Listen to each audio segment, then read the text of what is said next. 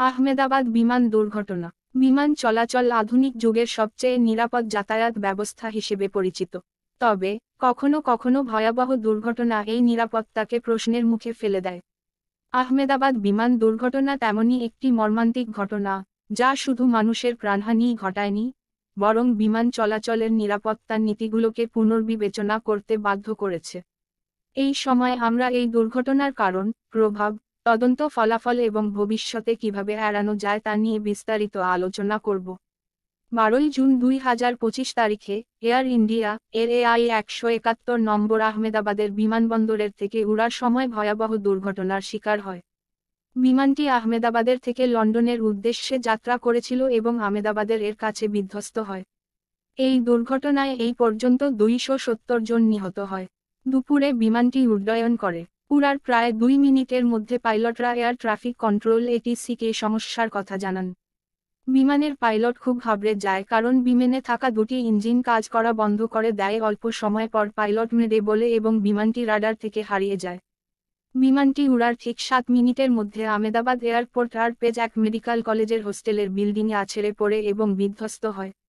সঙ্গে সঙ্গে উদ্ধারকারী দল ঘটনাস্থলে পৌঁছায়।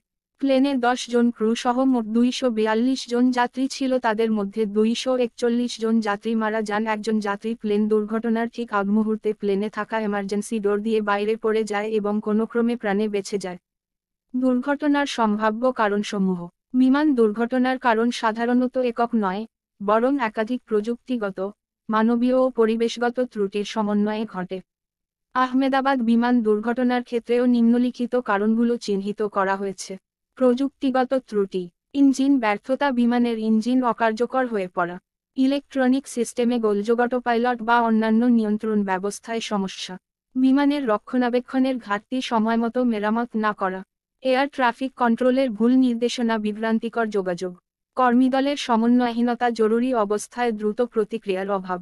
পরিবেশগত কারণ, পাখির সংঘর্ষ, বিমানবন্দরের আশেপাশে পাখির উপস্থিতি, প্রশাসনিক ও নিয়ন্ত্রণ সংক্রান্ত ত্রুটি, নিরাপত্তা বিধি লঙ্ঘন, বিমান সংস্থার গাফিলতি, নিয়ন্ত্রক সংস্থার দুর্বল তদারকি, ডিরেক্টরেট জেনারেল অফ সিভিল অ্যাভিয়েশনের ভূমিকা, উদ্ধার ও তদন্ত প্রক্রিয়া।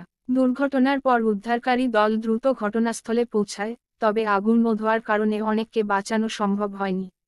ভারতীয় বিমান দুর্ঘটনা তদন্ত ব্যুরো AAIB এই ঘটনার তদন্ত শুরু করে এবং নিম্নলিখিত বিষয়গুলো উল্লেখ করে। ব্ল্যাক বক্স বিশ্লেষণ, পাইলটদের শেষ কথোপকথন ও ফ্লাইট ডাটা পরীক্ষা, ধ্বংসাবশেষ পরীক্ষা, বিমানের কোন অংশ সবচেয়ে বেশি ক্ষতিগ্রস্ত হয়েছে, চলচ্চিত্র ও সাক্ষ্য প্রমাণ সংগ্রহ,